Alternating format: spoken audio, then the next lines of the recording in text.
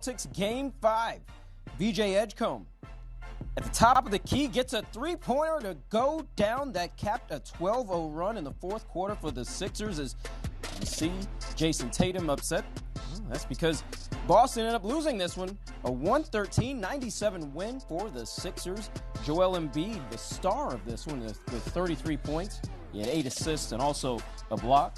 See Maxey with 25 points. Tatum had 24 to lead the Celtics, but Boston with the loss. This series is now 3-2.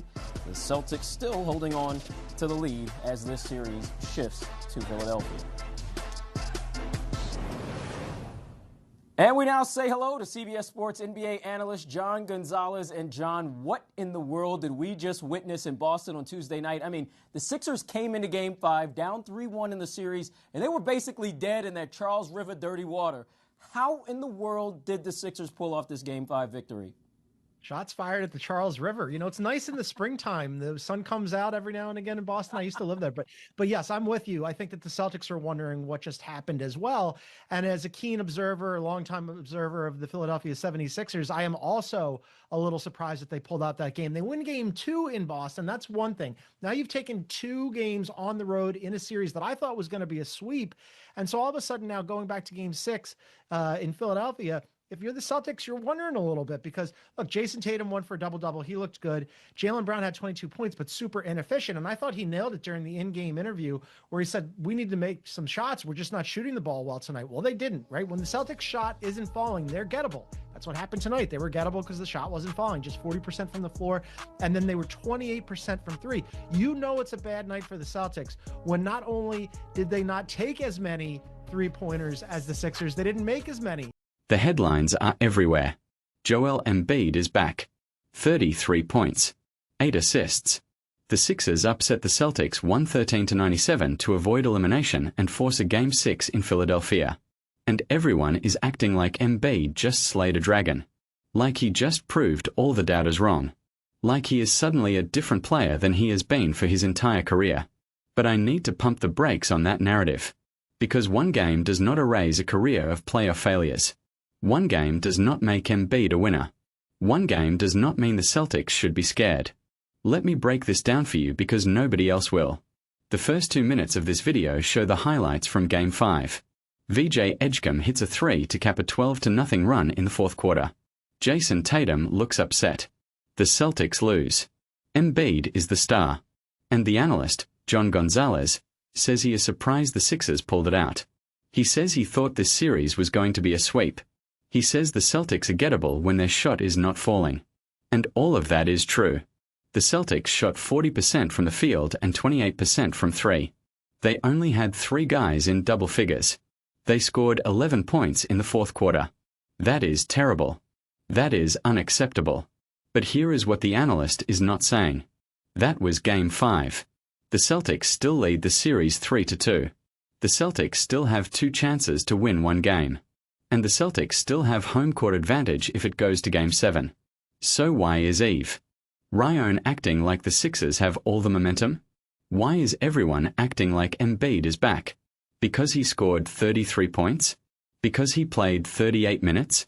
Because he decided to stop shooting threes and start playing in the paint? Let me remind you of something. Embiid missed the first 3 games of the series. The Sixers lost 2 of those 3 games. They were dead in the water. They were basically eliminated. And then Embiid came back in Game 4 and the Sixers still lost. They were down 3-1. They were 1 loss away from going home. And in Game 5, they finally won. But here is the thing. The Celtics played terribly. That is not Embiid being dominant. That is the Celtics being terrible. John Gonzalez even said it. He said Jaylen Brown had a bad game. His handle was loose. He had turnovers. He got called for push-off fouls.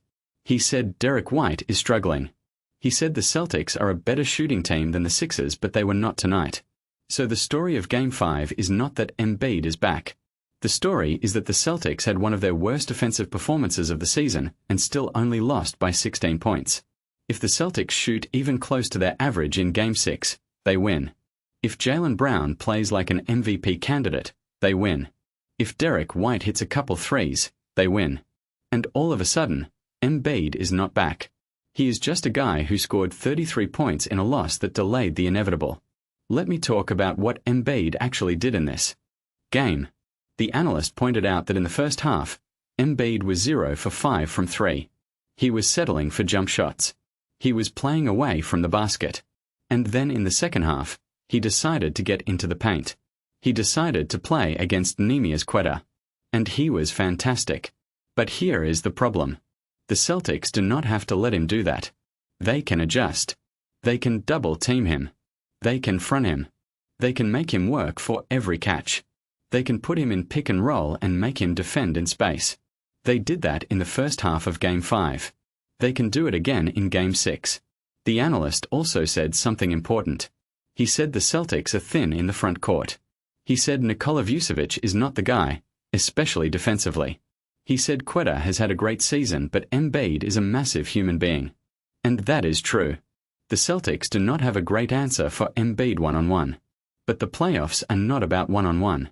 The playoffs are about team defense. The playoffs are about schemes and adjustments and help defense and rotations. The Celtics have the personnel to make Embiid's life difficult. They have Drew Holiday who can strip the ball from behind. They have Derek White who can take charges. They have Jason Tatum who can help from the weak side. They have the coaching staff to design a game plan that makes Embiid work for every single bucket.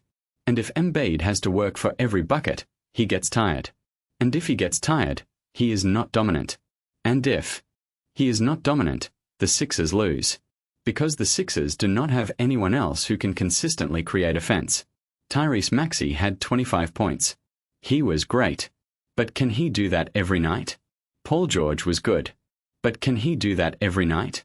Quentin Grimes had 18 off the bench. But can he do that every night? The Sixers role-players stepped up in Game 5. That is why they won. But role-players are called role-players for a reason. They are not consistent.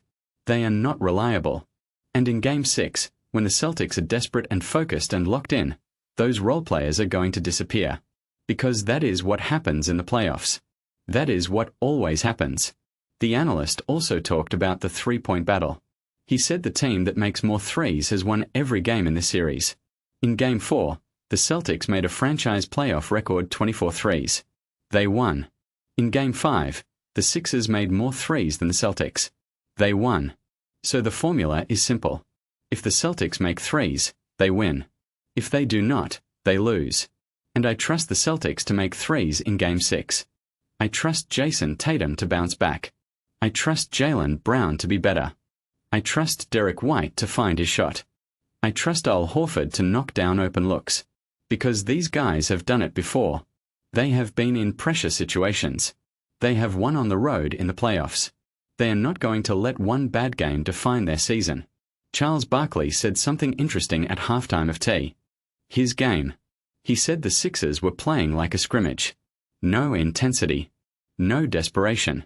He said the Celtics were just going through the motions. And he was right. That first half was ugly. Neither team looked like they wanted to win. But in the second half, the Sixers turned it on and the Celtics did not. That is concerning. That is something the Celtics need to address. But it is also something that is fixable. The Celtics know they cannot have another fourth quarter like that. They know they cannot score 11 points in 12 minutes. They know they cannot shoot 3 for 22. So they are going to come out in Game 6 with a different mentality. They are going to be aggressive. They are going to move the ball. They are going to make Embiid work on defense. They are going to run him through screen after screen after screen until his legs are gone. And when his legs are gone, he is going to settle for jump shots.